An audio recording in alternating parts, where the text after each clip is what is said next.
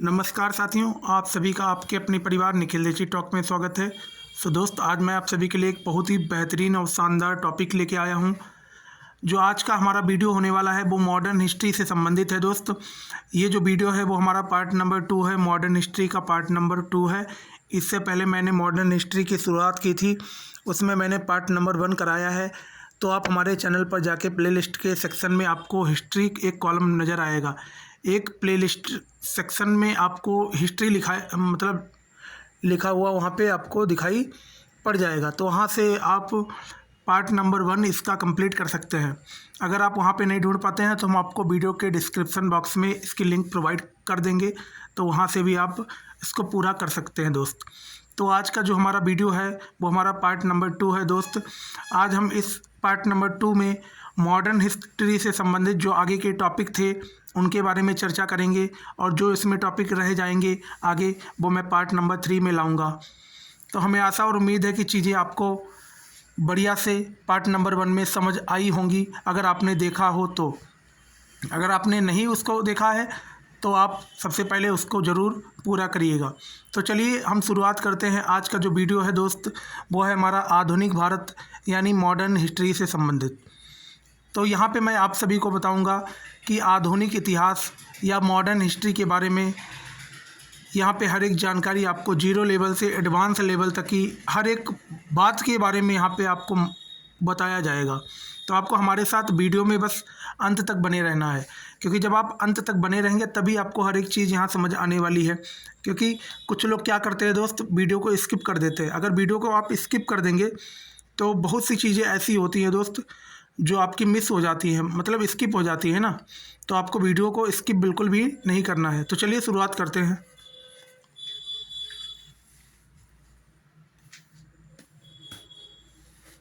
तो हमारा ये वाला है दोस्त, ये वाला जो वीडियो है ये हमारा है पार्ट नंबर 2। इसमें हम चर्चा करेंगे मॉडर्न हिस्ट्री के बारे में। तो यहाँ पे आपको ध्यानपूर्वक हमारे साथ बने रहना है। ये वीडियो हमारा पार्ट नंबर 2 है दोस्त। अगर मैं चर्चा करूँ भारत देश की, अगर मैं चर्चा करूँ कि भारत देश की, तो भारत देश की खोज किसने की, यानी हमें ये कैसे मालूम हुआ कि भैया कोई देश भारत भी है, यानी कैसे मालूम हुआ कोई देश भारत भी है, कौन सा यात्री आया था, किस व्यक्ति के द्वारा बताया गया था कि यह हिंदुस्तान है या भारत है, ये सभी जानकारी आपको इस वीडियो के माध्यम से मिलने वाली है। अगर मैं चर्चा करूं कि वह कौन सा व्यक्ति था, तो उस व्यक्ति का नाम है दोस्त वास्को डी गामा। क्या नाम है? Vasco D gamma. यह वास्को डी गामा कौन है दोस्त? तो ये वास्को डी गामा आपका पुर्तगाली समुद्री यात्री था। कौन था दोस्त? पुर्तगाली समुद्री यात्री था। तो जो हमारे वास्को डी गामा एक व्यक्ति जो था दोस्त, वो आपका पुर्तगाली समुद्री यात्री था। इसने सन 1498 ईस्वी में भारत के समुद्री मार्ग की यात्रा की खोज की थी। इसने क्या किया था दोस्त? जो आपका वास्को डी गामा है ये एक पुर्तगाली समुद्री यात्री था। इसने सन 1498 ईस्वी में भारत के समुद्री मार्ग की यात्रा की क्या कर दी थी? खोज कर दी थी। ये बता दिया था कि भारत जाने के लिए यह समुद्र से एक रास्ता होते हुए जाती है। तो यानी इसकी खोज किसके द्वारा की गई है? तो इसकी खोज वास्को डी गामा के द्वारा की गई थी। तो ये वास्को डी गामा कौन था? तो ये वास्को डी गामा आपका पुर्तगाली समुद्री यात्री था। ये चीज़ आपको ध्यान रखनी है। Vasco D gamma cap of good hope अथवा आशा अंतरीप से होकर कहाँ से दोस्त? कैप ऑफ गुड होप और आशा अंतरीप से होकर केरल के कालीकट पहुँचा। केरल में एक जगह पड़ती है जिसका नाम है कालीकट। ये उसी कालीकट तक पहुँच गया था। कौन सी जगह है? उस जगह का नाम है कालीकट। ये कालीकट जगह आपकी केरल राज्य में पड़ती है। इसी कालीकट में ये पुर्तगाली यात्री आया था दोस्त। ये कहाँ से होते हुए आया था? तो आपको ध्यान रखना है, कैप ऑफ गुड होप अथवा आशा अंतरीप से होकर कालीकट तक ये पुर्तगाली यात्री पहुंच जाता है। हमें आशा और उम्मीद है कि चीज़ें आपको बढ़िया से क्लियर हो रही होंगी। तो चलिए इसी के साथ आगे बढ़ते हैं दोस्त। तो आपको ये समझ आ गया होगा कि भारत में आने वाला पहला यात्री कौन था? तो आपको ध्यान रखना है कि भारत में आने वाला पहला यात्री था वास्को डी गामा, जो समुद्री मार्ग से भारत में होते हुए आया था दोस्त। तो भारत की एक जगह है, जो जगह आपकी केरल राज्य में पड़ती है, वो जगह का नाम है कालीकट। ये कालीकट जगह पर वास्को डी गामा आया था। उसके बाद क्या होता है, यहाँ पे आपको समझना है गौर से। अगर मैं चर्चा करूं यहाँ पे वास्को डी गामा जब वहाँ पे केरल के कालीकट के तट पे पहुँच जाता है तो इसका स्वागत करने कौन आता है दोस्त? तो आपको ध्यान रखना है, कालीकट के एक राजा हैं जिनका नाम है जमोरिन। इन्हीं जमोरिन के द्वारा इस पुर्तगाली यात्री का स्वागत किया जाता है। क्या किया जाता है? स्वागत किया जाता है। और लगभग ये वास्को डी गामा जो है दोस्त, ये लगभग भारत में 2 वर्ष तक रहता है, लगभग 2 वर्ष तक रहता है। और बहुत सारा क्या करके, बहुत सारा लाभ कमा के, बहुत सारा भारत से लाभ कमा के ये वापस अपने देश यानी पुर्तगाल चला जाता है। ये चीज़ भी आपको ध्यान रखनी है। यहाँ पे दोबारा से आपको सुनना है। तो मैंने यहाँ पे आपको बताया कि जब वास्को डी गामा समुद्री यात्रा से यानी समुद्री मार्ग से होते हुए जब वो भारत पहुंचता है तो भारत में केरल राज्य की एक जगह है जिसका नाम है कालीकट। उसी कालीकट जगह पर जब ये पुर्तगाली यात्री पहुंचता है तो कालीकट के जो राजा थे जिनका नाम था जमोरिन, कालीकट के जो राजा थे जिनका नाम था जमोरिन, इन्हीं जमोरिन के द्वारा वास्को डी गामा का स्वागत किया जाता है। और उसके बाद वास्को डी गामा 2 वर्ष तक यहीं पर अपना जीवन यापन करता है, यानी 2 वर्ष तक यहीं पे रुकता है और उसके बाद काफ़ी ज़्यादा लाभ कमा के अपने देश पुनः वापस चला जाता है, यानी अपने देश पुर्तगाल वापस चला जाता है। फिर अगर चर्चा करें आगे की दोस्त, तो 1502 में क्या होता है दोस्त? तो 1502 ईस्वी में वास्को डी गामा जो है वो दोबारा भारत में वापस आता है। 1502 ईस्वी में वास्को डी गामा भारत में दोबारा से यात्रा करता है। वास्को डी गामा भारत में दोबारा से यात्रा करता है और केरल राज्य में ही इसकी क्या हो जाती है? केरल राज्य में ही इसकी मृत्यु हो जाती है। हमें आशा और उम्मीद है कि चीज़ें आपको क्लियर हो रही होंगी। अगर मैं चर्चा करूं, जैसे मैंने अभी आपको बताया कि भारत में आने वाला पहला यात्री जो था जिसका नाम है जिसका नाम है वास्को डी गामा, जो पुर्तगाल देश का निवासी था, यानी जो पुर्तगाली था। अगर मैं चर्चा करूं कि भैया अमेरिका की खोज किसके द्वारा की गई थी, तो अमेरिका की खोज किसके द्वारा की गई थी? तो आपको ध्यान रखना है, अमेरिका की खोज क्रिस्टोफर कोलंबस के द्वारा की गई थी। क्रिस्टोफर कोलंबस के द्वारा 1492 में अमेरिका की खोज की गई थी। ये चीज़ भी आपको ध्यान रखनी है। अगर मैं आगे बढ़ के चर्चा करता हूँ, यह एक स्पेन का समुद्री यात्री था। ये अगर मैं चर्चा करूँ क्रिस्टोफर कोलंबस की, तो जो क्रिस्टोफर कोलंबस था दोस्त, ये आपका स्पेन देश का क्या था? समुद्री यात्री था। ये कहाँ का समुद्री यात्री था? तो ये आपका स्पेन का समुद्री यात्री था तथा इटली का मूल निवासी था। तो ये इसका मूल निवास कहाँ था? तो इसका मूल निवास था इटली। इसका मूल निवास था दोस्त इटली। तो ये इटली का मूल निवासी था और ये स्पेन का समुद्री यात्री था। ये चीज़ भी आपको ध्यान रखनी है। अगर मैं आगे चर्चा करूं, कोलंबस ने अमेरिका के आदिवासियों को क्या बोला था दोस्त? तो कोलंबस ने अमेरिका के आदिवासियों को रेड इंडियन कहकर पुकारा था। क्या कहकर पुकारा था? कोलंबस ने अमेरिका के आदिवासियों को रेड इंडियन कह के पुकारा था। ये बात भी आपको ध्यान रखनी है। तो चलिए आगे बढ़ते हैं भैया। अगर मैं यहाँ पे बात करूँ कि अभी मैंने आप सभी के सामने चर्चा की थी कैप ऑफ गुड होप की मैंने अभी चर्चा की थी, कैप ऑफ गुड होप। अगर मैं कैप ऑफ गुड होप की बात करूं तो इसकी खोज किसके द्वारा की गई थी? तो इसकी खोज दोस्त पुर्तगाली यात्री जो था, एक पुर्तगाली यात्री था, उस पुर्तगाली यात्री का नाम था वार्टोलोमिया। ये पुर्तगाली यात्री जिसका नाम था वार्टोलोमिया, इसी वार्टोलोमिया के द्वारा ही कैप ऑफ गुड होप की खोज की गई थी। अगर मैं चर्चा करूं बार्टोलोमिया की अगर मैं चर्चा करूं, बार्टोलोमिया ये वही बार्टोलोमिया है दोस्त जिसके द्वारा केप ऑफ गुड होप की खोज की गई थी। ये जो बार्टोलोमिया है ये दोस्त पुर्तगाली यात्री था। हमें आशा और उम्मीद है कि इतनी चीज़ें क्लियर हो चुकी होंगी। बार्टोलोमिया भारत की खोज के लिए निकला था। सबसे पहले दोस्त ये जो बार्टोलोमिया है ये किसकी खोज के लिए निकला था? तो ये सबसे पहले भैया भारत की खोज के लिए निकला था। ये जो बार्टोलोमिया है ये भारत की खोज के लिए निकला था। भारत की क्या करने के लिए? खोज के लिए यह पुर्तगाली यात्री निकला था। लेकिन कैप ऑफ गुड होप के रास्ते से यह वापस चला गया था। ये चीज़ आपको ध्यान रखनी है। अगर मैं चर्चा करूं बार्टोलोमिया के बारे में तो बार्टोलोमिया सबसे पहले भारत की खोज के लिए निकला था, लेकिन यह पुर्तगाली यात्री कैप ऑफ गुड होप के रास्ते से ही वापस अपने देश चला जाता है। ये चीज़ आपको ध्यान रखनी है। अगर मैं आगे चर्चा करूं तो भारत में आने वाले विदेशियों का क्रम निम्नलिखित है। तो मैं अब यहाँ पे बताऊँगा कि भारत में आने वाले विदेशियों का क्या क्रम था। सबसे पहले कौन आया था, उसके बाद कौन आया था, फिर कौन आया था, फिर कौन आया था। यानी मैं एक प्रकार से आपको क्रम बताने जा रहा हूँ।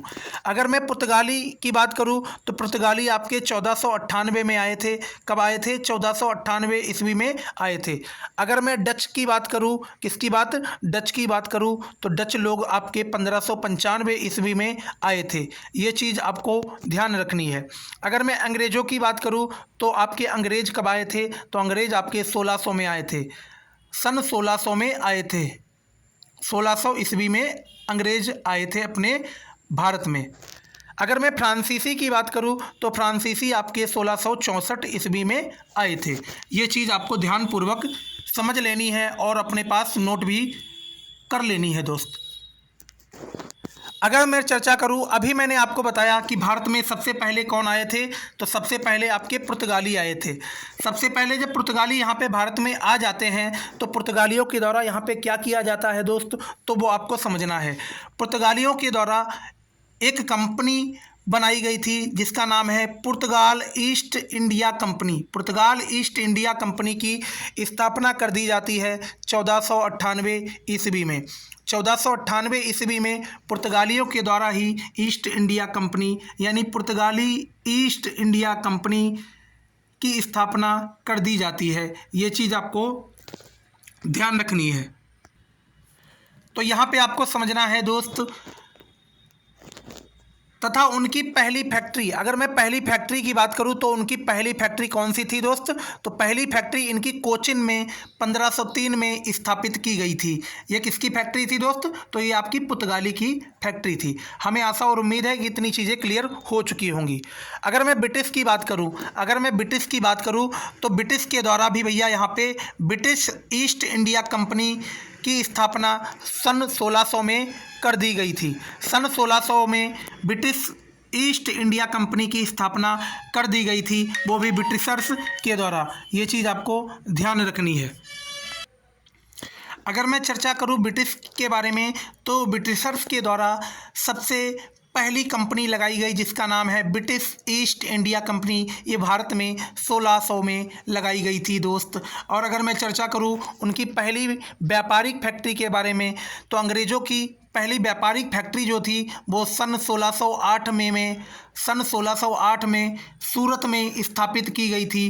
पर ये चीज़ ध्यान रखना है, जो सन 1608 में ब्रिटिशर्स के द्वारा व्यापारिक फैक्ट्री लगाई गई थी यह एक अस्थायी फैक्ट्री थी। कैसी थी? अस्थायी फैक्ट्री थी। अस्थायी फैक्ट्री का मतलब ये कोई स्थायी जगह पर फैक्ट्री नहीं थी।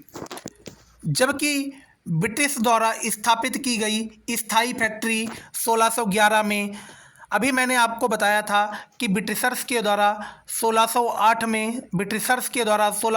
में अस्थायी फैक्ट्री आपकी सूरत में लगाई गई थी। अस्थायी फैक्ट्री आपकी सूरत में लगाई गई थी जिसको बोला जाता है दोस्त, यानी ऐसे मान लीजिएगा वह ब्रिटिशर्स की क्या थी? व्यापारिक फैक्ट्री थी। कैसी थी? तो उनकी व्यापारिक फैक्ट्री थी। पर ये चीज़ आपको ध्यान रखनी है कि जो ब्रिटिशर्स ने सूरत में फैक्ट्री लगाई थी दोस्त, जो ब्रिटिशर्स ने सूरत में फैक्ट्री लगाई थी वो आपकी अस्थायी फैक्ट्री थी। पर उसके बाद क्या होता है दोस्त, उसके बाद ब्रिटिशर्स लोग 1611 में मसूलीपट्टनम में अपनी स्थायी फैक्ट्री को स्थापित कर लेते हैं। मसूलीपट्टनम में 1611 में अपनी स्थायी फैक्ट्री को स्थापित कर लेते हैं। ये चीज़ आपको ध्यान रखनी है।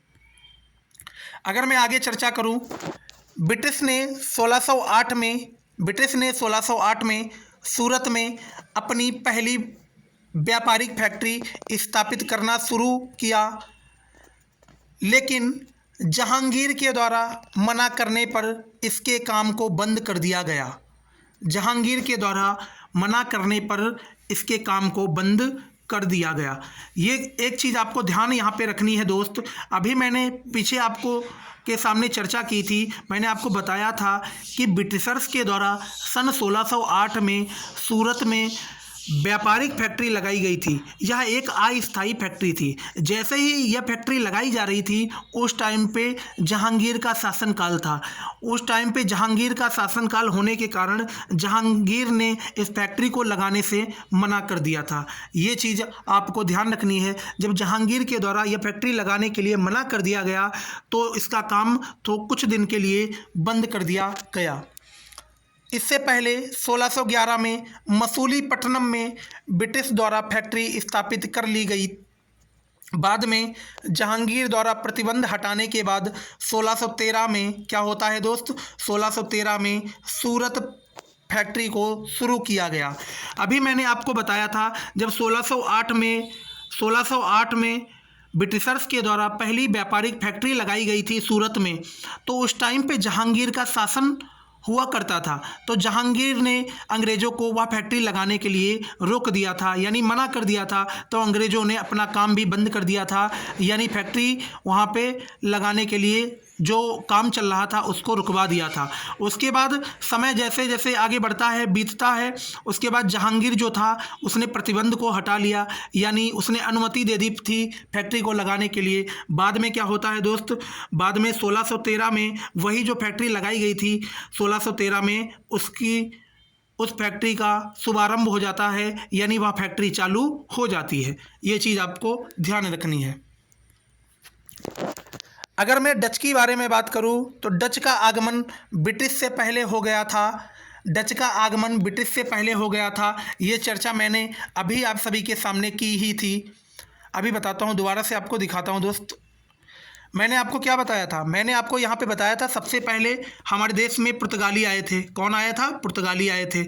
उसके बाद कौन आया था दोस्त, उसके बाद डच लोग आए थे, फिर अंग्रेज़ आए थे, और लास्ट में कौन आया था, फ्रांसीसी आए थे। तो यहाँ पे आपको समझना है दोस्त, यहाँ पे समझना है डच का आगमन किससे पहले हुआ था, तो ब्रिटिशर्स से पहले हुआ था, यानी ब्रिटिश लोगों से पहले ही डच का आगमन हो गया था। लेकिन डच ईस्ट इंडिया कंपनी की स्थापना 1602 में की गई थी तथा उनकी पहली फैक्ट्री मसूलीपट्टनम में 1605 में स्थापित की गई थी।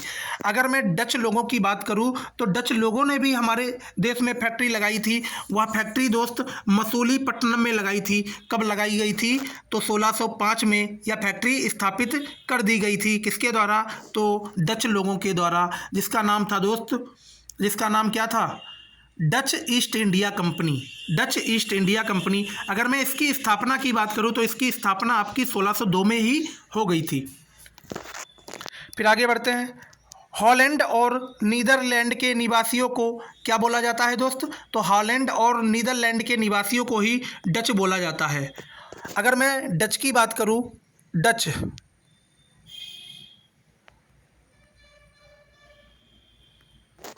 तो डच की अगर मैं बात करूं तो हॉलैंड और नीदरलैंड के निवासियों को ही डच कहा जाता है। हॉलैंड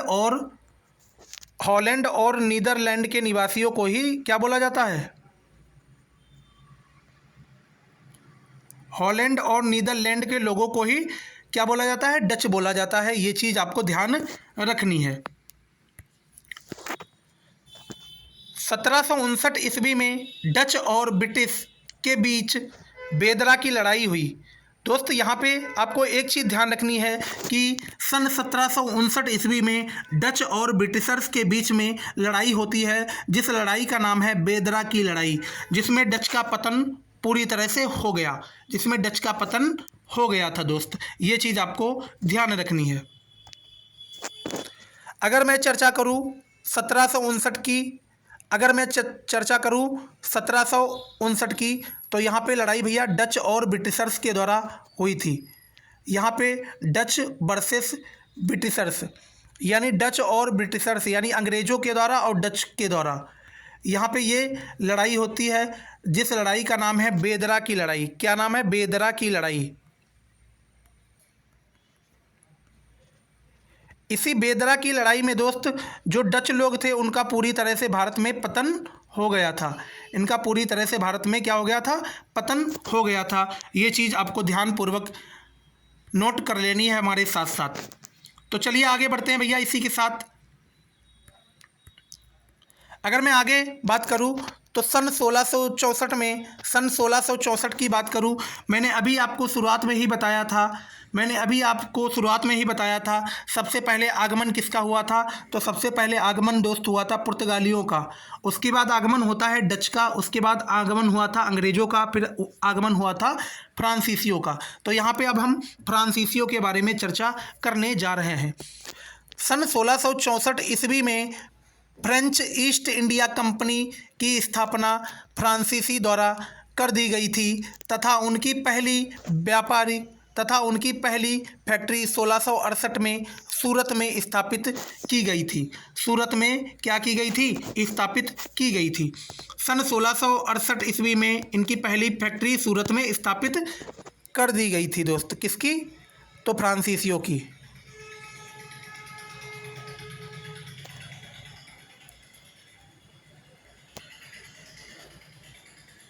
पहली फैक्ट्री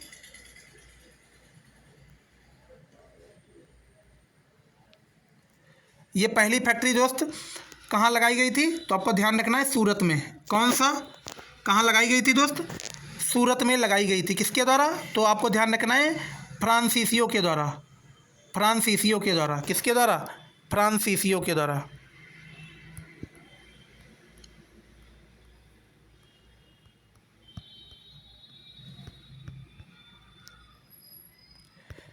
फ्रांसीसियों के द्वारा पहली फैक्ट्री दोस्त 1668 ईस्वी में सूरत में लगाई गई थी, जिसका नाम है फ्रांसीसी ईस्ट इंडिया कंपनी।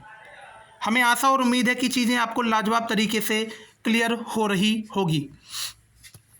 फिर मैं आगे चर्चा करता हूँ Danish East India company. Danish East India company के बारे में अगर बात करूँ तो 1616 ईस्वी में इसको स्थापित किया गया था।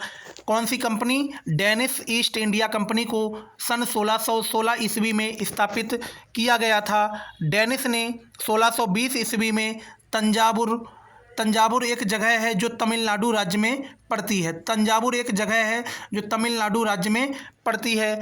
अपनी पहली व्यापारिक कोठी स्थापित की गई थी। अगर मैं डेनिश की बात करूं तो डेनिश ईस्ट इंडिया कंपनी जो है उसको 1616 ईस्वी में स्थापित किया गया था। और अगर मैं चर्चा करूं डेनिश की तो डेनिश ने 1620 ईस्वी में तंजापुर नामक जगह जो आपकी तमिलनाडु राज्य में पड़ती है, इसी तंजापुर में अपनी व्यापारिक कोठी को स्थापित किया था। ये चीज़ आपको ध्यान रखना है। अगर मैं यहाँ पे आपसे चर्चा करूँ कि भैया भारत में आने वाला पहला डच कौन था, तो आपको ध्यान रखना है भारत में आने वाला पहला डच आपका था कर्नोलिस। क्या नाम है? कर्नोलिस।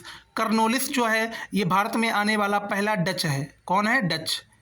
अगर आपसे बोला जाए भारत में आने वाला पहला डच कौन है तो आपको बताना है कर्नोलिस। हमें आशा और उम्मीद है कि चीज़ें आपको क्लियर हो रही होंगी। अब यहाँ पे हम चर्चा करेंगे पुर्तगालियों के बारे में कि भैया कब पुर्तगाली आए और क्या इनके द्वारा काम किए गए, क्या इनका मकसद था, किस मकसद से आए थे और किसको पुर्तगाली बोला जाता है। ये सारी जानकारी आपको मिलने वाली है यहाँ पे, तो आपको हमारे साथ बने रहना है अंत तक। गोवा में पुर्तगालियों का मुख्य व्यापारिक केंद्र था। ये चीज़ आपको नोट करके रखनी है। अगर मैं चर्चा करूं मुख्य केंद्र की, तो मुख्य केंद्र आपका गोवा राज्य में था। किसका? पुर्तगालियों का मुख्य जो व्यापारिक केंद्र था वो आपका गोवा राज्य ही था। अगर मैं भारत में आने वाला पहला पुर्तगाली वाइसराय के बारे में बात करूं, किसके बारे में? वाइसराय। अगर मैं चर्चा करूं कि भारत में सबसे पहला पुर्तगाली वाइसराय कौन आया था, तो दोस्त भारत में पहला पुर्तगाली वाइसराय आपका था फ्रांसिस्को दा अल्मेडा। फ्रांसिस्को दा अल्मेडा, जो आपका 1505 से लेकर 1514 तक रुका हुआ था। ये चीज़ आपको ध्यान रखनी है। फ्रांसिस्को अल्मेडा ने ही ब्लू वाटर पॉलिसी को शुरू किया था।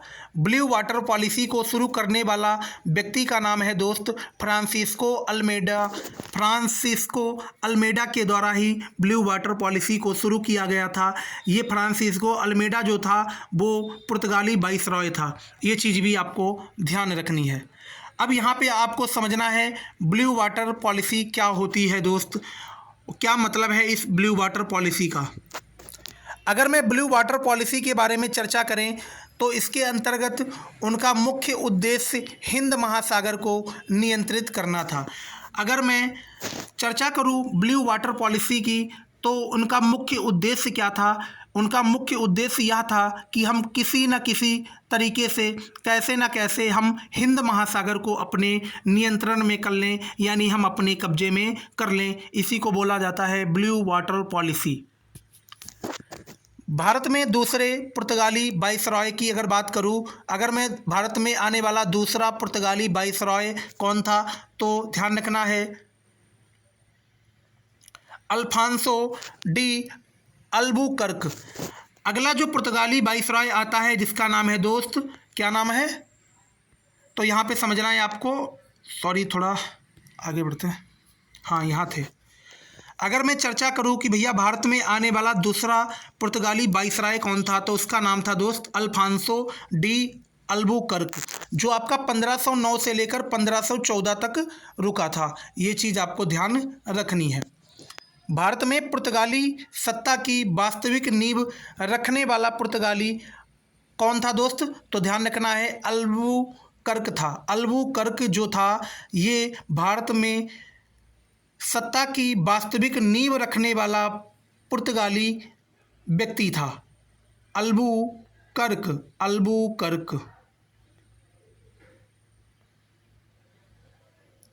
ये जो अल्बुकर्क था दोस्त, जिसका नाम था अल्फांसो डी अल्बुकर्क, इसी ने भारत में पुर्तगाली सत्ता की वास्तविक नींव रखी थी। ये चीज़ आपको ध्यान रखनी है। अब आगे बढ़ते हैं भैया। भारत में सबसे पहले और सबसे बाद में जाने वाला यूरोपीय शक्ति पुर्तगाली कौन था दोस्त, तो भारत में सबसे पहले और सबसे बाद में जाने वाला कौन था दोस्त, तो भैया वो थे पुर्तगाली। कौन थे? पुर्तगाली। यानी सबसे पहले आने वाला भी पुर्तगाली और सबसे बाद में जाने वाला भी पुर्तगाली। ये चीज़ आपको ध्यान रखनी है। अगर मैं चर्चा करूं पुर्तगालियों के बारे में, तो दोस्त पुर्तगाली लोग जो थे वो भारत में 1498 से लेकर 1961 तक रहे। यानी इतना लंबा समय भारत में इन लोगों ने व्यतीत किया, यानी इतना लंबा समय इन्होंने भारत में बिताया। किसने? पुर्तगालियों ने। यानी 1498 से लेकर 1961 तक ये भारत में रहे। ये चीज़ आपको ध्यान रखनी है। अभी मैंने अल्फांसो डी अल्बुकर्क के बारे में चर्चा की थी कुछ चंद मिनट पहले ही। उसी अल्फांसो डी अल्बुकर्क के द्वारा कोचिन को क्या बनाया गया दोस्त? कोचिन को अपनी राजधानी बनाया गया। क्या बनाया गया? अपनी राजधानी बनाया गया। उसी अल्फांसो डी अल्बुकर्क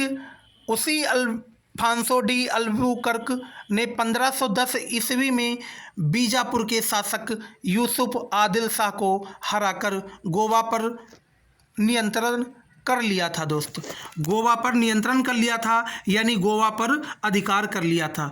अगर मैं अल्फांसो डी अल्बुकर्क के बारे में चर्चा करूं तो अल्फांसो डी अल्बुकर्क के द्वारा सन 1510 ईस्वी में बीजापुर के एक शासक थे जिनका नाम था यूसुफ आदिल शाह। इन्हीं यूसुफ आदिल शाह को हराकर अल्बुकर्क ने गोवा पर अधिकार कर लिया था।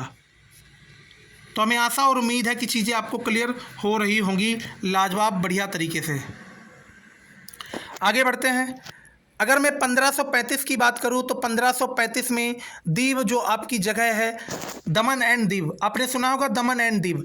तो अगर मैं चर्चा करूं 1535 में दीव और 1539 की बात करूं तो 1539 में दमन को पुर्तगालियों ने अपने अधिकार में क्या कर लिया, अपने अधिकार में कर लिया। अगर मैं चर्चा करूं दीव की तो 1535 में दीव को और 1539 में दमन को पुर्तगालियों के द्वारा अपने अधिकार में कर लिया गया था। ये चीज़ भी आपको ध्यान रखनी है।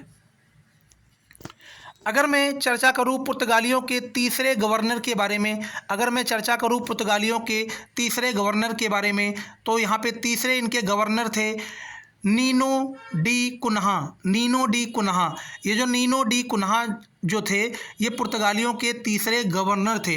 इसने ही गोवा को अपनी राजधानी बनाया। यानी जो पुर्तगालियों के तीसरे गवर्नर थे जिनका नाम था दोस्त नीनो डी कुन्हा, इन्हीं के द्वारा गोवा को अपनी राजधानी बनाया गया। ये चीज़ आपको ध्यान रखनी है। अभी मैंने चर्चा की थी दोस्त कि पुर्तगालियों के तीसरे गवर्नर जो थे जिनका नाम था नीनो डी कुन्हा, इन्होंने गोवा को अपनी राजधानी बनाया था। उसके बाद यहाँ पे बात आती है कि भैया गोवा को इन्होंने कब छोड़ा था। तो दोस्त याद रखिएगा 19 दिसंबर 1961 को 19 दिसंबर 1961 को पुर्तगालियों के द्वारा गोवा को क्या कर दिया गया, अपने अधिकार क्षेत्र से छोड़ दिया गया। अपने अधिकार क्षेत्र से क्या कर दिया गया, छोड़ दिया गया। ये चीज़ भी आपको ध्यान रखनी है। अगर मैं आगे बात करूं तो 19 दिसंबर को क्या होता है दोस्त, तो ध्यान रखिएगा 19 दिसंबर को गोवा में क्या मनाया जाता है, तो गोवा राज्य में मुक्ति दिवस मनाया जाता है। क्या मनाया जाता है, 19 दिसंबर को गोवा राज्य में मुक्ति दिवस मनाया जाता है। इसी 19 दिसंबर 1961 को जब पुर्तगालियों के द्वारा गोवा राज्य को अपने अधिकार क्षेत्र से छोड़ दिया गया था, इसी 19 दिसंबर को गोवा के जो लोग हैं इन्हीं के द्वारा मुक्ति दिवस के रूप में मनाया जाता है गोवा वासियों के द्वारा। हमें आशा और उम्मीद है कि चीज़ें आपको लाजवाब बेहतरीन तरीके से क्लियर हो रही होंगी। अगर मैं चर्चा करूं कि भैया जो गोवा है वो हमारा भारत का राज्य कब बना और कौन सा राज्य बना दोस्त, तो आपको ध्यान रखना है 30 मई 1987 को 30 मई 1987 को भारत का 25वां राज्य जो है वो किसको बनाया गया, तो भारत का 25वां राज्य आपका गोवा को बनाया गया। किसको बनाया गया, भारत का 25वां राज्य आपका गोवा को बनाया गया।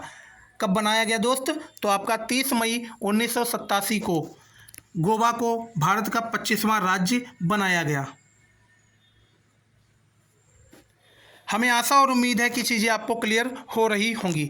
अगर मैं गोवा राज्य के में भाषा की बात करूं तो भैया आपको ध्यान रखना है गोवा में आपकी कोंकणी भाषा बोली जाती है। कौन सी भाषा बोली जाती है, तो आपको ध्यान रखना है गोवा में आपकी कोंकणी भाषा बोली जाती है। ये चीज़ भी आपको ध्यान रखनी है। अगर मैं गोवा के तट की बात करूं तो गोवा के तट का नाम है दोस्त कोंकण तट। कोंकण तट गोवा का एक तट है जिसको बोला जाता है कोंकण तट। गोवा के तट को क्या बोला जाता है, तो आपको ध्यान रखना है कोंकण तट के नाम से जाना जाता है। ये चीज़ भी आपको ध्यान रखनी है। तो चलिए आगे बढ़ते हैं भैया। अगर मैं यहाँ पे ब्रिटिश ईस्ट इंडिया कंपनी की बात करूँ तो ब्रिटिश ईस्ट इंडिया कंपनी जो थी दोस्त, इसकी शुरुआत आपकी 31 दिसंबर 1600 में कर दी गई थी। इसकी शुरुआत 31 दिसंबर 1600 में लंदन में ब्रिटेन की महारानी एलिजाबेथ प्रथम के शासनकाल में हुई थी। अगर मैं चर्चा करूं, जब ब्रिटिश यानी अंग्रेज लोग हमारे देश में ब्रिटिश ईस्ट इंडिया कंपनी की शुरुआत कर रहे थे, वो दिन था दोस्त 31 दिसंबर 1600 सन 1600 31 दिसंबर सन 1600 में लंदन में ब्रिटेन की महारानी एलिजाबेथ प्रथम का उस टाइम पे क्या होता था दोस्त, तो उस टाइम पे उनका शासनकाल था। ये चीज़ आपको ध्यान रखनी है। जब ब्रिटिश के द्वारा सन 1600 में यानी 31 दिसंबर सन 1600 में जब ईस्ट इंडिया कंपनी की शुरुआत की गई थी, तो उस टाइम पे लंदन में ब्रिटेन की महारानी जिनका नाम है एलिजाबेथ प्रथम, इन्हीं का शासनकाल था। ये चीज़ आपको ध्यान रखनी है। अगर मैं चर्चा करूं यहाँ पे कि जब ब्रिटिश लोगों ने अपनी ईस्ट इंडिया कंपनी की शुरुआत की, इसका नाम है ब्रिटिश ईस्ट इंडिया कंपनी, तो इस टाइम में भैया कौन से मुग़ल शासक का यहाँ पे शासन था, तो आपको ध्यान रखना है इस समय भारत में मुग़ल शासक अकबर का शासन था। किसका शासन था? अकबर का शासन था। तो मैंने मुग़ल शासक के द्वारा जो भी लड़ाइयाँ लड़ी गई अथवा मुग़ल शासन से संबंधित जितनी भी जानकारी है, मैंने वो भी आपको बताया है दोस्त, और वो भी मैंने वीडियोस में आप सभी को हर एक टॉपिक के बारे में उनमें चर्चा की है। तो आप वहाँ पे हमारे प्लेलिस्ट सेक्शन में जाके उसको भी देख सकते हैं। तो अगर चर्चा करें आगे दोस्त, तो ब्रिटिश ईस्ट इंडिया कंपनी ने भारत में अपना पहले व्यापार की शुरुआत कब की थी दोस्त? तो भारत में अपने पहले व्यापार की शुरुआत सन 1608 ईस्वी में की थी दोस्त। ये चीज़ आपको ध्यान रखनी है। अगर मैं चर्चा करूं, जब ब्रिटिश ईस्ट इंडिया कंपनी ने अपने व्यापार की शुरुआत की थी सन 1608 ईस्वी में, तो इस टाइम पे शासन किसका था, यानी किसके शासनकाल में इसकी शुरुआत हुई थी? तो आपको ध्यान रखना है इस टाइम पे शासन था भैया जहांगीर का। किसका शासन था? तो आपको ध्यान रखना है जहांगीर का शासन था। अगर मैं यहाँ पे चर्चा करूँ कि भारत में आने वाला पहला अंग्रेज कौन था, तो आपको ध्यान रखना है भारत में आने वाला पहला अंग्रेज जिसका नाम था कैप्टन हॉकिंस। ये कैप्टन हॉकिंस पहला अंग्रेज था जो भारत में आया था। ये चीज़ आपको ध्यान रखनी है दोस्त। ये जो कैप्टन हॉकिंस था, ये आपको ध्यान रखना है, ये जो कैप्टन हॉकिंस है ये जहांगीर के दरबार में आया था। कहाँ आया था दोस्त? ये जहांगीर के दरबार में आया था। इसको भेजने वाला कौन था दोस्त? तो इसको भेजने वाला था जेम्स प्रथम। जेम्स प्रथम के द्वारा कैप्टन हॉकिंस को भेजा गया था, और ये कैप्टन हॉकिंस जो है वो जहांगीर के दरबार में आया था। ये चीज़ भी आपको ध्यान रखनी है। ब्रिटिश के पहले अस्थायी कंपनी 1611 ईस्वी में मसूलीपट्टनम में स्थापित हुई थी। ये चीज़ भी आपको ध्यान रखनी है। तथा ब्रिटिश की पहली स्थायी फैक्ट्री की बात करें, अगर हम स्थायी फैक्ट्री की बात करें, तो 1613 में स्थायी फैक्ट्री ब्रिटिश के द्वारा स्थापित की गई थी, जो आपकी सूरत में स्थापित की गई थी। ये चीज़ आपको ध्यान रखनी है।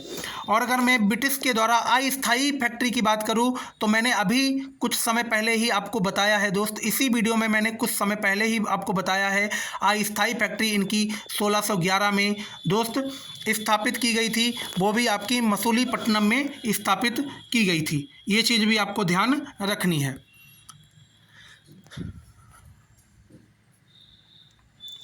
अगर मैंने आप सभी के सामने चर्चा की थी दोस्त कि भारत में आने वाला पहला अंग्रेज था कैप्टन हॉकिंस।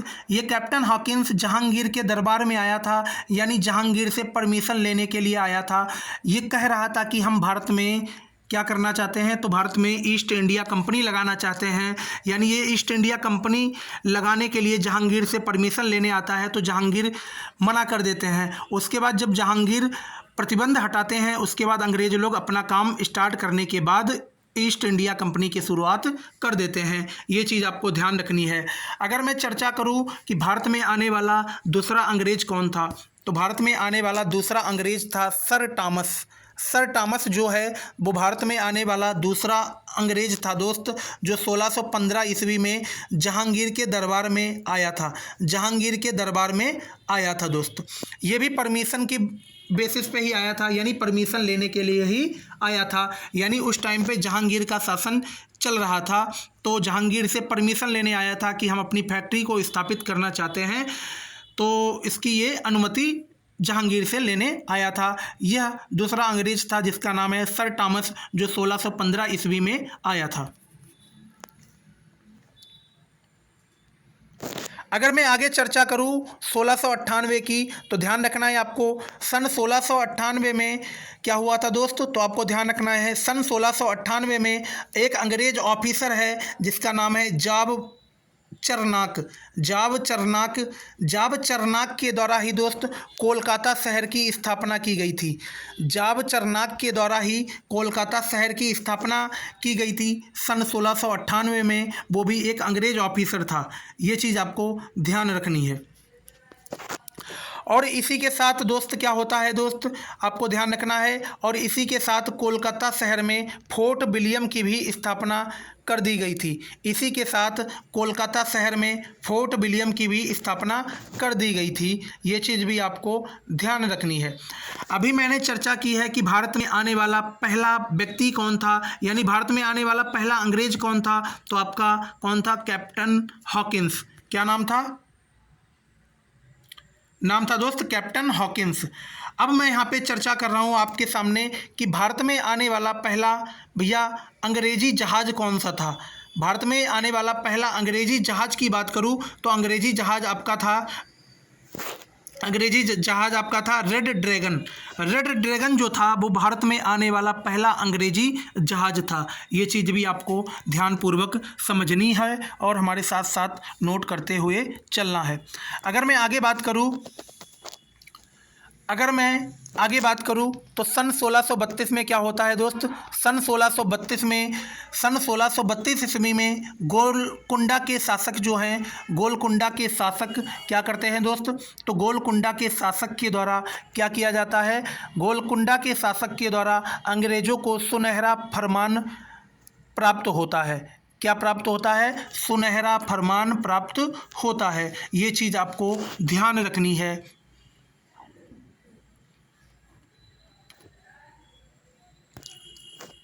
तो यहाँ पे आपको ध्यान रखना है 1632 में गोलकुंडा के शासक के द्वारा गोलकुंडा के शासक के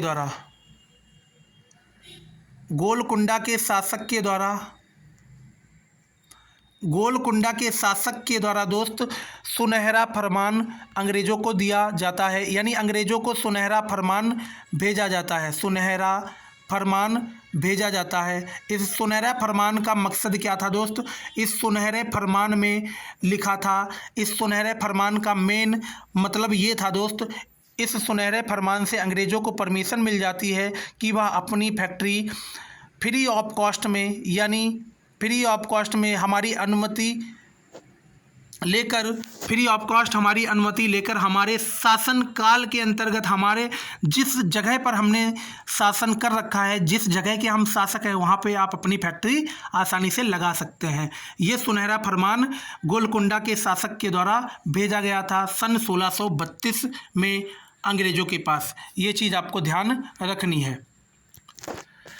इसके अंतर्गत अंग्रेज़ों को निःशुल्क व्यापार की अनुमति मिलती है। मैंने अभी बताया है दोस्त, जो गोलकुंडा के शासक थे उनके द्वारा अंग्रेज़ों को एक फरमान दिया जाता है, उस फरमान के अंतर्गत अंग्रेज़ों को निःशुल्क व्यापार फैक्ट्री की अनुमति मिल जाती है। अगर मैं चर्चा करूं 1668 की, तो 1668 में क्या होता है दोस्त, तो 1668 में अंग्रेज़ों के द्वारा कुछ बेहतरीन कार्य किए गए थे, यानी अंग्रेज़ों के द्वारा कुछ कार्य किए गए थे। 1668 में अंग्रेज़ों के द्वारा किए गए कुछ कार्यों से औरंगजेब ने एक युद्ध में ब्रिटिश को हराकर तथा उन पर कुछ जुर्माना लगाकर छोड़ दिया था। ये चीज़ आपको ध्यान रखनी है दोस्त यहाँ पे कि अंग्रेज़ों के द्वारा वहाँ पे काफ़ी ज़्यादा कार्य किया गया था। इसी के कारण 1668 ईस्वी में अंग्रेज लोगों के बीच और औरंगजेब के बीच में लड़ाई होती है दोस्त। क्या होता है? लड़ाई होती है, यानी युद्ध होता है, जिसमें जो औरंगजेब होता है वो ब्रिटिश लोगों को हरा देता है। हराने के बाद जो जहांगीर होता है वो कुछ जुर्माना वसूल कर लेता है, यानी कुछ जुर्माना लगा देता है अंग्रेज़ों पर। उसके बाद क्या कर देता है? अंग्रेज़ों को फिर से छोड़ देता है। क्या कर देता है? अंग्रेज़ों को फिर से माफ़ कर देता है, यानी छोड़ देता है। अगर मैं चर्चा करूं नेतृत्व की, तो इसका नेतृत्व किसके द्वारा किया जा रहा था? तो इसका नेतृत्व दोस्त सर जॉन चाइल्ड के द्वारा किया जा रहा था। इसका नेतृत्व सर जॉन चाइल्ड के द्वारा किया जा रहा था। ये चीज़ आपको ध्यान रखनी है।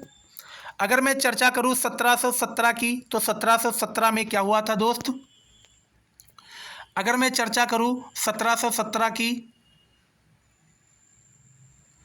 तो फारूक सियार जो है दोस्त, फारूक सियार का दरबार जो था, फारूक सियार के दरबार में एक व्यक्ति आता है जिसका नाम है जॉन सरमन।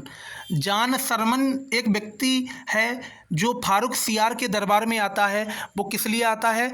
तो ध्यान रखना है आपको, ये विशेष रियासतों की मांग के लिए आता है फारूक सियार के दरबार में 1717 ईस्वी में।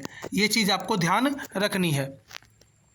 उसके बाद दोस्त क्या होता है? जब फारूक सियार के दरबार में एक व्यक्ति आता है जिसका नाम है जॉन सरमन।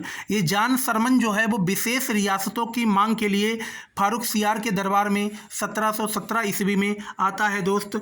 उसके बाद क्या होता है? जो फारूक सियार हैं, फारूक सियार के द्वारा विशेष रियासतें क्या कर दी जाती हैं? तो विशेष रियासतें दे दी जाती हैं।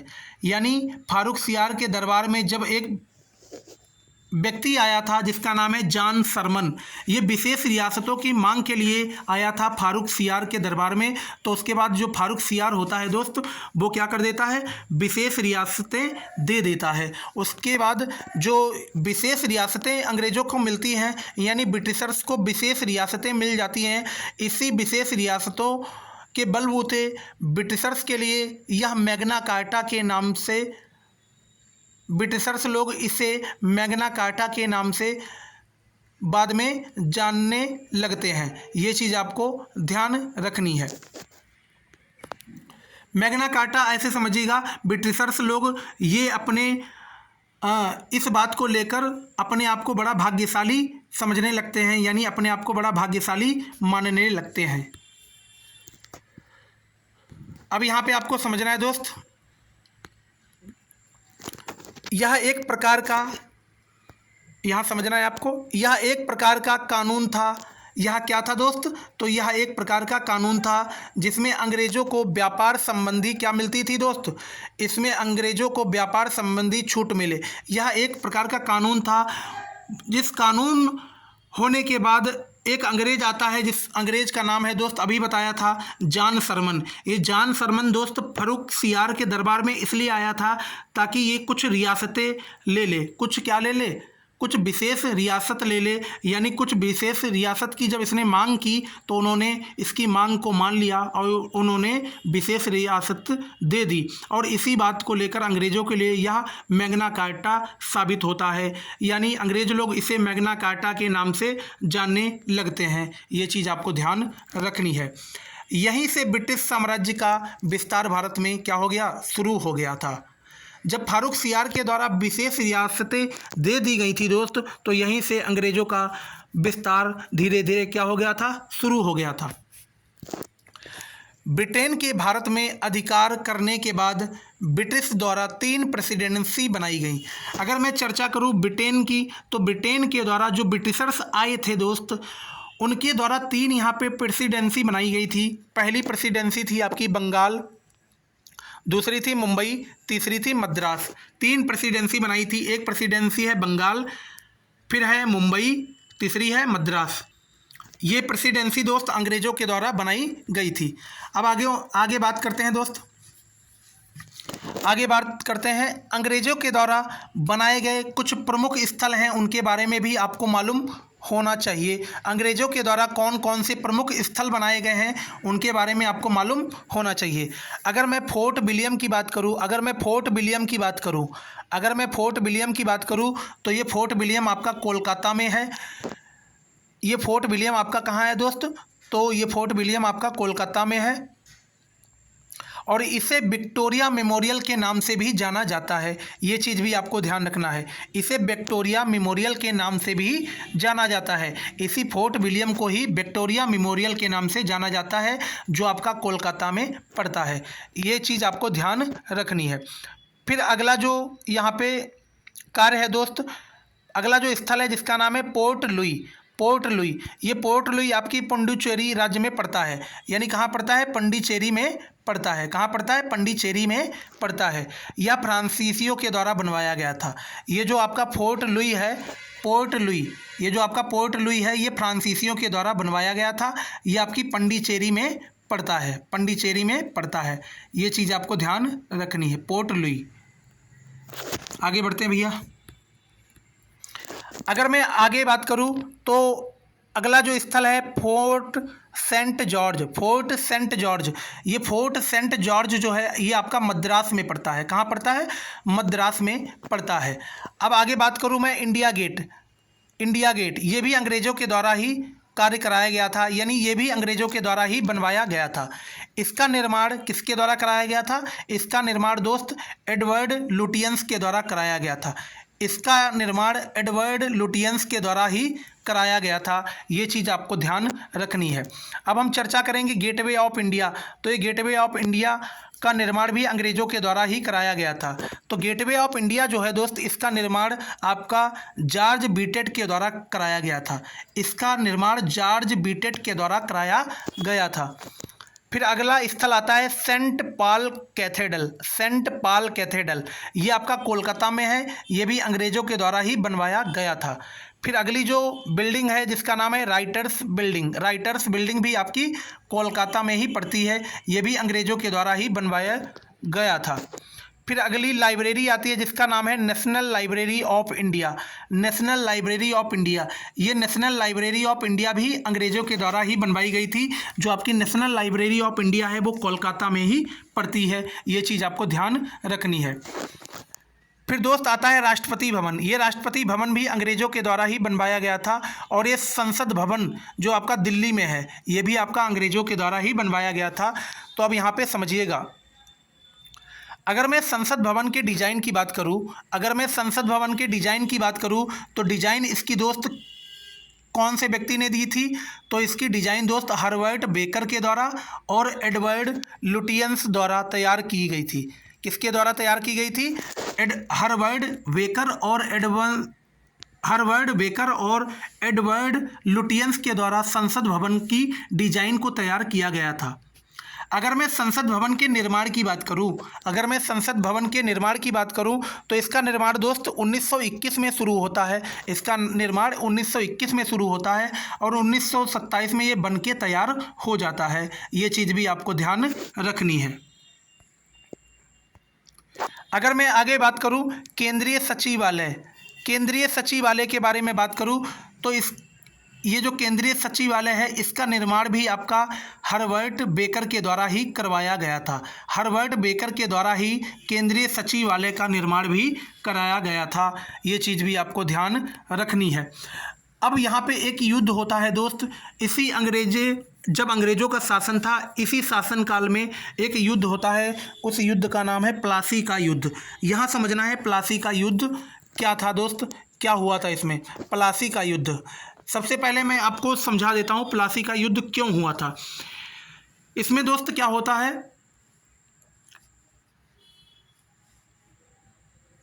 तो यहाँ पे आपको समझना है जो प्लासी का युद्ध है दोस्त 23 जून 1757 को बंगाल के एक नवाब थे जिनका नाम है सिराजुद्दौला। क्या नाम था? सिराजुद्दौला। बंगाल के जो नवाब थे इनका नाम है सिराजुद्दौला। और रॉबर्ट क्लाइव, ये रॉबर्ट क्लाइव दोस्त कौन थे? तो ये रॉबर्ट क्लाइव जो थे वो अंग्रेजी सेनापति थे, यानी अंग्रेज़ों के सेनापति थे। अंग्रेज़ों की जो सेना थी उसके सेनापति का नाम है रॉबर्ट क्लाइव। उस टाइम पे जब प्लासी का युद्ध हुआ था, इनके बीच क्या होता है दोस्त, इनके बीच प्लासी का युद्ध हुआ था। प्लासी की लड़ाई का तत्कालीन कारण काल कोठरी की घटना को बताया जाता है दोस्त। काल कोठरी की घटना को माना जाता है। प्लासी का युद्ध है दोस्त, इसका तत्कालीन कारण की बात करें, जो प्लासी का युद्ध है, अगर इसके तत्कालीन कारण की बात करें तो काल कोठरी की घटना को, प्लासी का युद्ध की जो लड़ाई है, प्लासी का जो युद्ध हुआ था इसकी जो लड़ाई है, इसका तत्कालीन कारण काल कोठरी की घटना को ही माना जाता है। अब दोस्त ये काल कोठरी की घटना क्या है तो आपको समझना है। काल कोठरी की घटना में दोस्त होता ये है कि 146 अंग्रेज़ों को एक सिंगल कमरे में, एक अकेले कमरे में बंद कर दिया जाता है, जिसमें दम घुटने से या अन्य कारणों से 123 अंग्रेज़ लोगों की जान चली जाती है, यानी 123 अंग्रेज़ लोग मर जाते हैं, यानी 123 अंग्रेज़ लोगों की मौत होने के कारण ये इसी घटना को बोलते हैं दोस्त काल कोठरी की घटना, या काल कोठरी की घटना इसी को बोला जाता है। दोबारा से समझिएगा दोस्त, ये काल कोठरी की जो घटना है दोस्त, इसका मतलब क्या है और क्या हुआ था, ये सारी बातें आपको यहीं पे अभी समझ आने वाली है, तो आपको हमारे साथ बने रहना है। ये जो काल कोठरी की जो घटना है दोस्त, इसमें ये बताया जाता है कि इस काल कोठरी में की घटना में 146 अंग्रेज़ों को पकड़ के एक कमरे में बंद कर दिया गया था। उस बंद कमरे में काफ़ी दिनों तक अंग्रेज़ लोग रहे थे, ना ही उनको खाना, ना ही उनको पानी, कुछ भी नहीं दिया जाता था, यानी उनकी दम घुटने के कारण 123 अंग्रेज़ों की क्या हो गई थी, मौत हो गई थी। जब 123 अंग्रेज़ों की मौत हो गई थी दोस्त, तो इसी घटना को ही क्या बोला जाता है, काल कोठरी की घटना बोला जाता है। और यही काल कोठरी की घटना जो है, ये आपका कारण बनता है प्लासी का युद्ध का। प्लासी के युद्ध का कारण कौन बनता है, काल कोठरी की घटना ही बनती है, जिसमें क्या होता है दोस्त, सिराजुद्दौला और रॉबर्ट क्लाइव के द्वारा क्या होता है दोस्त, युद्ध होता है। उस युद्ध का नाम है प्लासी का युद्ध। हमें आशा और उम्मीद है कि चीज़ें आपको क्लियर हो चुकी होंगी। अगर मैं काल कोठरी की घटना के बारे में बात करूं, तो इसी को बोला जाता है ब्लैक होल त्रासदी। इसी को ब्लैक होल त्रासदी के नाम से भी जाना जाता है, जो कल कोलकाता में 1756 में हुई थी। कब हुई थी, 1756 में यही घटना घटित हुई थी। कहाँ घटित हुई थी, कोलकाता में घटित हुई थी, जिसका नाम है काल कोठरी की घटना, यानी काल कोठरी की घटना को ही ब्लैक होल त्रासदी के नाम से भी जाना जाता है। अगर मैं चर्चा करूं जो काल कोठरी की घटना है, इसको बताया किसने दोस्त, तो इसको बताने वाला कौन था दोस्त, तो इसको बताने वाला व्यक्ति था हालवेल। हालवेल के द्वारा काल कोठरी की घटना को बताया गया। काल कोठरी की घटना को हालवेल के द्वारा बताया गया। ये चीज़ भी आपको ध्यान रखनी है। अब यहाँ पे आपको समझना है दोस्त, जब ये प्लासी का युद्ध ख़त्म हो गया था दोस्त, जब यानी प्लासी का युद्ध हुआ था, और इसका मैंने कारण भी आपको बताया, जब प्लासी का युद्ध ख़त्म हो गया था, इसी युद्ध के बाद क्या होता है दोस्त, इसी युद्ध के बाद ब्रिटिश लोग जो थे वो उन्हें राजनीति शक्ति प्राप्त हुई। जो आपका प्लासी का युद्ध है दोस्त, जिसमें सिराजुद्दौला और रॉबर्ट क्लाइव की सेना के बीच में जो युद्ध हुआ था दोस्त, इसी युद्ध के बाद ब्रिटिशर्स को राजनीति शक्ति प्राप्त हुई। कैसे शक्ति प्राप्त हुई वो भी आपको समझना है। अब यहाँ पे समझना है दोस्त, जो नवाब सिराजुद्दौला था, ये जो नवाब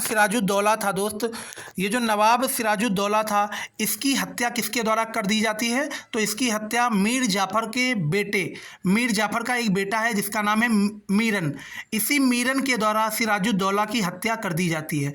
इसी मीरन के द्वारा सिराजुद्दौला की हत्या कर दी जाती है।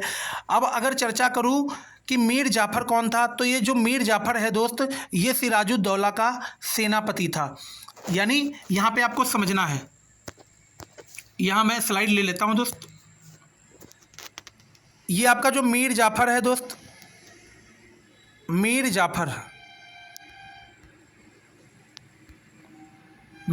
क्या है दोस्त, ये सेनापति है। ये सेनापति है किसका सेनापति है, तो ये सेनापति है दोस्त सिराजुद्दौला का।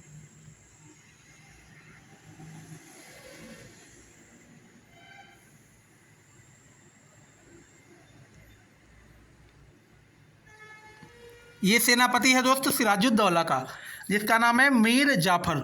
ये जो मीर जाफ़र है दोस्त, ये सिराजुद्दौला का सेनापति है। अब इसी मीर जाफ़र का एक बेटा होता है जिसका नाम है मीरन। क्या नाम है? मीरन।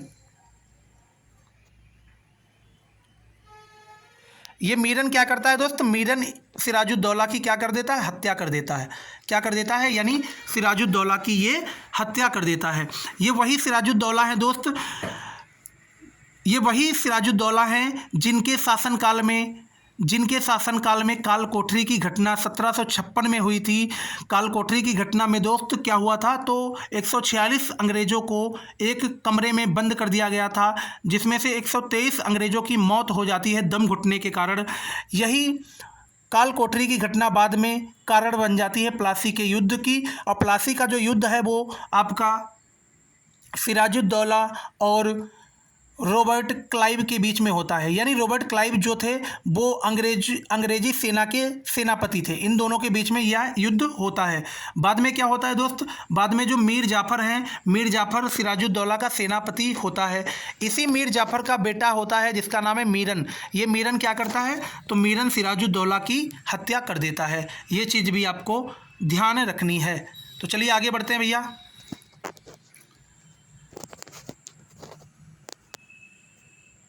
तो हमें आशा और उम्मीद है कि इतनी चीज़ें आपको क्लियर हो चुकी होंगी कि जो मीर जाफ़र है दोस्त, जो मीर जाफ़र है आपका, ये मीर जाफ़र सिराजुद्दौला का क्या था? सेनापति था। अभी मैंने आपको बताया। वह अंग्रेज़ों के साथ जाकर क्या हो जाता है? मिल जाता है। मिलने के बाद इसी का बेटा जो होता है मीरन, वही मीरन सिराजुद्दौला की हत्या कर देता है, जिसके कारण सिराजुद्दौला की हार हो जाती है। ये चीज़ भी आपको ध्यान रखनी है।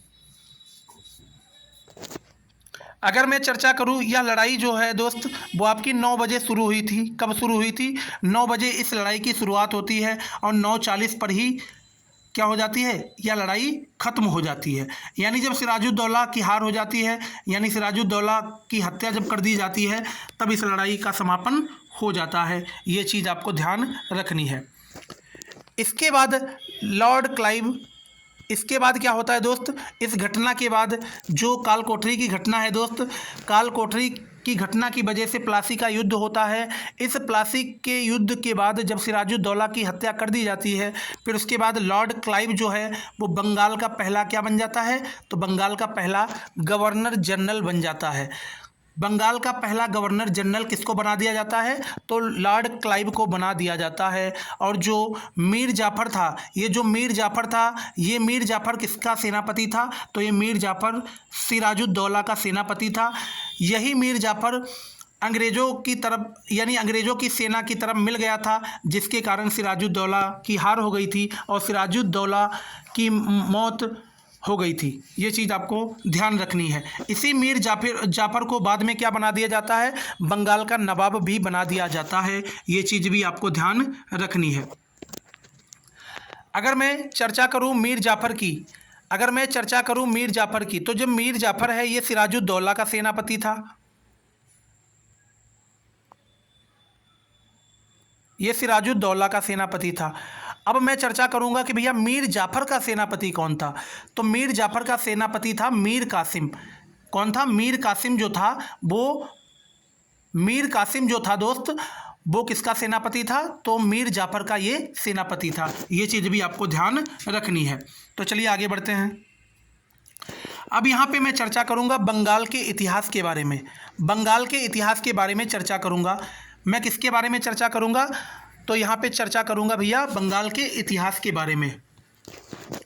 अगर मैं बंगाल के इतिहास के बारे में चर्चा करूँ तो एक नाम आता है, उस व्यक्ति का नाम है मुर्शीद कुली खान। उस व्यक्ति का नाम है मुर्शीद कुली खान। ये मुर्शीद कुली खान जो है वो 1717 से लेकर 1727 तक क्या रहता है? बंगाल का सूबेदार रहता है दोस्त। ये जो मुर्शीद कुली खान है ये बंगाल का सूबेदार रहता है 1717 से लेकर 1727 तक। ये चीज़ आपको ध्यान रखनी है। अब ये जो मुर्शीद कुली खान है ये बंगाल का पहला सूबेदार था। ये भी चीज़ आपको ध्यान रखनी है। अगर मैं मुर्शीद कुली खान की बात करूं तो अभी मैंने आपको बताया कि मुर्शीद कुली खान जो है वो बंगाल का पहला सूबेदार बना। कब से कब तक? 1717 से लेकर 1727 तक। यानी मुर्शीद कुली खान के बाद यहाँ पे कौन आ जाता है दोस्त, शुजाउद्दीन आ जाते हैं। कौन आ जाता है, शुजाउद्दीन। ये शुजाउद्दीन जो है वो 1727 से लेकर 1739 तक यहाँ पे शासन करता है, यानी शासक बनता है। यहाँ पे शुजाउद्दीन जो है वो 1727 से लेकर 1739 तक यहाँ पे शासक रहता है। कहाँ रहता है, बंगाल में रहता है। ये चीज़ आपको ध्यान रखनी है। अगर मैं शुजाउद्दौला की यहाँ पे बात करूँ तो शुजाउद्दौला के बाद यहाँ पे सरफराज जो है दोस्त, शुजाउद्दौला के बाद जो सरफराज है, ये सरफराज दोस्त बंगाल का शासक बन जाता है। क्या बन जाता है, बंगाल का शासक बन जाता है। अब यहाँ पे चर्चा करेंगे सरफराज के बारे में। तो सरफराज जो था दोस्त, सरफराज के अगर शासनकाल के बारे में बात करूँ तो सरफराज का शासन दोस्त था 1739 से लेकर 1740 तक। 1739 से लेकर 1740 तक ही सरफराज का शासन था, यानी इस समय तक ही सरफराज शासक बना था। ये चीज़ आपको ध्यान रखनी है। अगर मैं चर्चा करूं 1740 की, तो 1740 में क्या हो जाता है, तो सरफराज की मृत्यु हो जाती है। क्या हो जाती है दोस्त, सरफराज की मृत्यु हो जाती है। उसके बाद क्या होता है दोस्त, अली बर्दी खान जो है, अली बर्दी खान जो है वो बंगाल का शासक बन जाता है। क्या बन जाता है, बंगाल का शासक बन जाता है। यही अली बर्दी खान पहले क्या था, सूबेदार था। शुरुआत में ये बंगाल का पहला सूबेदार बना था। उसके बाद जब सरफराज की मृत्यु हो जाती है 1740 में, उसके बाद यही अली बर्दी खान बंगाल का शासक बन जाता है। ये चीज़ भी आपको ध्यान रखनी है। अली बर्दी खान जो है दोस्त, अली बर्दी खान जो है, अभी मैंने आपको बताया अली बर्दी खान शासक बनने के बाद क्या होता है दोस्त, शासक बनने के बाद अंग्रेज़ों को नजराना देना बंद कर दिया था। नजराना क्या होता है, यहाँ पे आपको समझना है नजराना क्या होता है।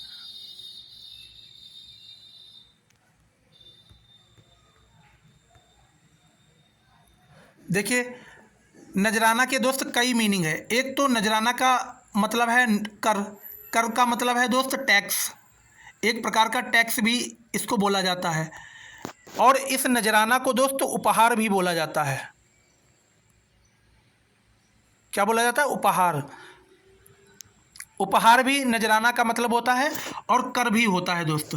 तो यहाँ पे अगर मैं इतिहास की बात करूँ तो इसका मतलब आप टैक्स समझिएगा, इसका मतलब टैक्स समझिएगा दोस्त। क्या समझिएगा, टैक्स समझिएगा, यानी कर ही समझिएगा। क्योंकि जाहिर सी बात है, कोई भी शासक आता है, कोई भी राजा आता है तो वो टैक्स ही वसूलता है।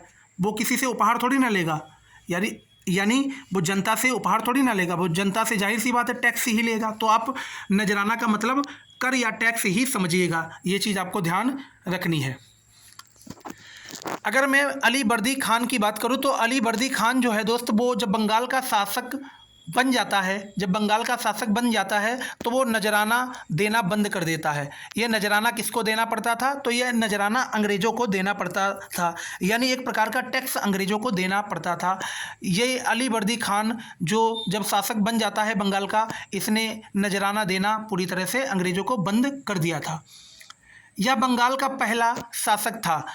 मैं चर्चा करूं अली बर्दी खान के बारे में, तो ये अली बर्दी खान जो है ये बंगाल का ऐसा पहला शासक था जिसने अंग्रेज़ों को कभी भी नजराना नहीं दिया, अंग्रेज़ों को कभी भी नजराना नहीं दिया और अंग्रेज़ों को नजराना देने से मना किया। ये चीज़ आपको ध्यान रखनी है।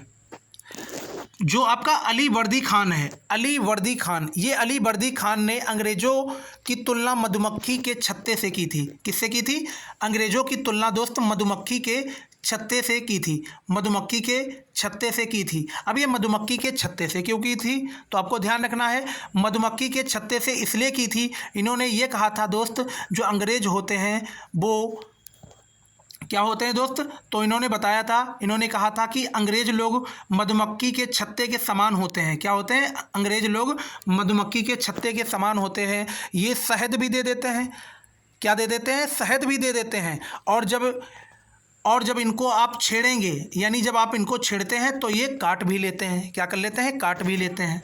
क्या कर लेते हैं, काट भी लेते हैं। ये बात किसके द्वारा बोली गई थी, अली बर्दी खान के द्वारा अंग्रेज़ों के बारे में बोली गई थी। यानी अली बर्दी खान ने अंग्रेज़ों की तुलना मधुमक्खी के छत्ते से की थी।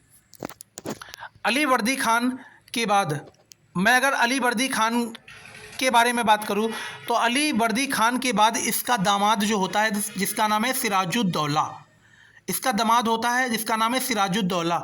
ये सिराजुद्दौला 1756 में क्या होता है दोस्त, 1756 में बंगाल का नवाब इसको बना दिया जाता है, बंगाल का नवाब इसको बना दिया जाता है। इसका नाम है सिराजुद्दौला। ये सिराजुद्दौला जो है वो अली बर्दी खान का क्या था, दामाद था। ये चीज़ आपको ध्यान रखनी है। आगे बढ़ते हैं। अब यहाँ पे चर्चा करेंगे। कुछ समय बाद सिराजुद्दौला ने, कुछ समय बाद क्या होता है दोस्त, कुछ समय बाद सिराजुद्दौला ने फोर्ट विलियम पर अधिकार कर लिया।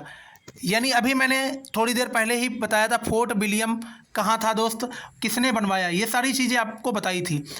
कुछ समय बीतता है, बीतने के बाद दोस्त जो सिराजुद्दौला होता है वो क्या कर लेता है, फोर्ट विलियम को अपने अधिकार क्षेत्र में कर लेता है तथा सिराजुद्दौला द्वारा काल कोठरी की घटना के कारण, ये वही सिराजुद्दौला है जो काल कोठरी की जिसके घटना हुई थी इसी के शासनकाल में, काल कोठरी की घटना, काल कोठरी की घटना, ये वही सिराजुद्दौला है दोस्त। इसी के शासनकाल में काल कोठरी की घटना हुई थी जिसमें क्या होता है दोस्त, जिसमें 146 अंग्रेज़ों को एक सिंगल कमरे में बंद कर दिया जाता है, जिसमें से 123 अंग्रेज़ों की दम घुटने से मौत हो जाती है।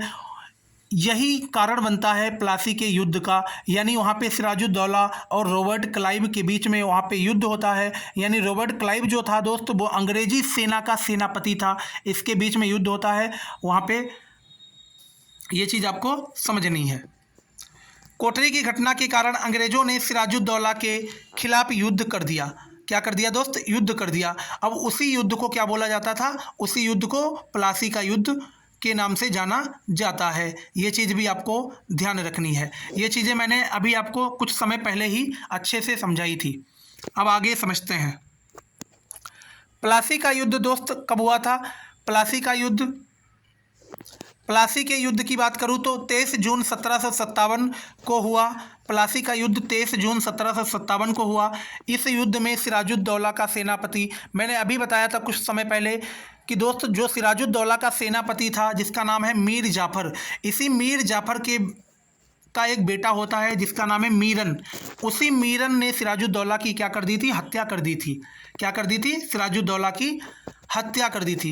ये जो मीर जाफ़र है दोस्त, ये सिराजुद्दौला का सेनापति होता है। ये मीर जाफ़र सिराजुद्दौला को धोखा देकर, यानी क्या करते हुए, धोखा देकर ये अंग्रेज़ों की सेना के साथ मिल जाता है। उसके बाद ये जो मीर जाफ़र होता है, मीर जाफ़र का एक बेटा होता है जिसका नाम है मीरन। ये मीरन जाके क्या करता है, सिराजुद्दौला की हत्या कर देता है। ये चीज़ भी आपको ध्यान रखनी है। जिसके कारण क्या होता है दोस्त, यह युद्ध जो है वो मात्र 30 मिनट में ही क्या हो गया था, ख़त्म हो गया था। ये चीज़ भी आपको ध्यान रखनी है। इस युद्ध में अंग्रेज़ों का नेतृत्व मैंने बताया था रॉबर्ट क्लाइव के द्वारा किया जा रहा था। ये भी चीज़ आपको ध्यान रखनी है। आगे बढ़ते हैं। अब अगर आगे चर्चा करूं दोस्त, इस युद्ध के बाद मीर जाफ़र को, दोस्त जब मीर जाफ़र सिराजुद्दौला को धोखा देकर अंग्रेज़ों की सेना में शामिल हो गया, जिसके बाद सिराजुद्दौला की हार हो जाती है और सिराजुद्दौला मारा जाता है। उसके बाद क्या होता है दोस्त, मीर जाफ़र को एक तरीके से सम्मान देने के लिए, यानी एक तरीके से सम्मान देने के लिए 1757 से लेकर 1760 तक अंग्रेज़ लोग क्या करते हैं, तो अंग्रेज़ लोग मीर जाफ़र को बंगाल का नवाब बना देते हैं। तो दोस्त याद रखिएगा 1757 से लेकर 1760 तक अंग्रेज़ लोग मीर जाफ़र को बंगाल का नवाब बना देते हैं। ये चीज़ आपको ध्यानपूर्वक समझनी है और नोट भी करते चलना है। अब उसके बाद क्या होता है, जब भैया मीर जाफ़र बंगाल का नवाब बन जाता है, उसके बाद क्या होता है दोस्त, कुछ समय बीतता है। उसके बाद जो मीर जाफ़र होता है दोस्त, वो अंग्रेज़ों के नियमानुसार कार्य नहीं करता है।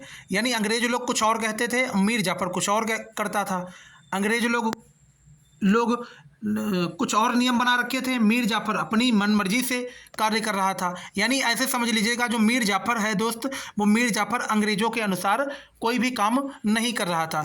जिसके कारण अंग्रेज़ लोगों ने क्या किया दोस्त, अंग्रेज़ लोगों ने मीर जाफ़र के दामाद जो थे, जिनका नाम है मीर कासिम, मीर जाफ़र का जो दामाद था जिसका नाम है मीर कासिम, ये मीर कासिम दोस्त मीर जाफ़र के समय में मीर जाफ़र का सेनापति हुआ करता था। ये चीज़ आपको ध्यान रखनी है। ये मीर कासिम को अंग्रेज़ी लोग क्या करते हैं, मीर कासिम को 1760 से लेकर 1763 तक क्या बना देता है, बंगाल का नवाब बना देता है। ये चीज़ आपको ध्यान रखनी है। आगे बढ़ते हैं भैया। कुछ समय बीत जाता है, जैसे भैया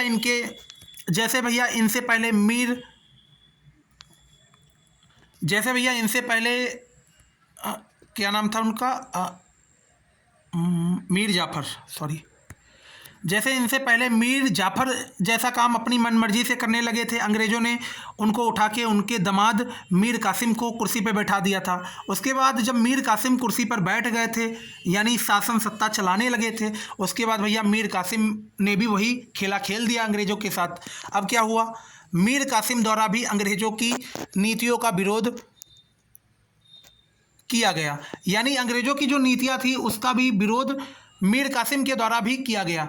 जिसके कारण क्या हुआ दोस्त, जिसके कारण क्या हो गया, जिसके कारण जो मीर कासिम था उसने अपनी राजधानी किसको बनाया, मुंगेर को अपनी राजधानी बना लिया। मुंगेर को अपनी क्या कर लिया, राजधानी बना लिया। ये चीज़ आपको ध्यान रखनी है। आगे बढ़ते हैं। 22 अक्टूबर 1764 में मीर कासिम ने अंग्रेज़ों के खिलाफ युद्ध किया। मैं अगर चर्चा करूं 22 अक्टूबर 1764 की, तो 22 अक्टूबर 1764 को मीर कासिम ने अंग्रेज़ों के खिलाफ युद्ध किया, जिसमें मीर कासिम के साथ अवध के शासक, ये ध्यान रखिएगा, मीर कासिम के साथ साथ अवध के शासक जिनका नाम है सुजाउद्दौला और आलम द्वितीय, ये दोनों व्यक्ति मिलकर अंग्रेज़ों के खिलाफ लड़े और जिसे आज क्या बोला जाता है, बक्सर का युद्ध बोला जाता है। इसे ही बक्सर का युद्ध बोला जाता है। ये चीज़ आपको ध्यान रखनी है। अब यहाँ समझिएगा भैया, मीर कासिम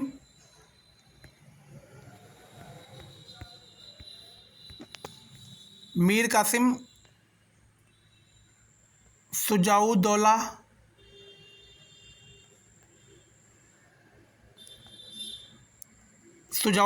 प्लस और कौन था भैया, सुजाउद्दौला के बाद आलम द्वितीय, कौन था भैया, आलम द्वितीय था, आलम द्वितीय।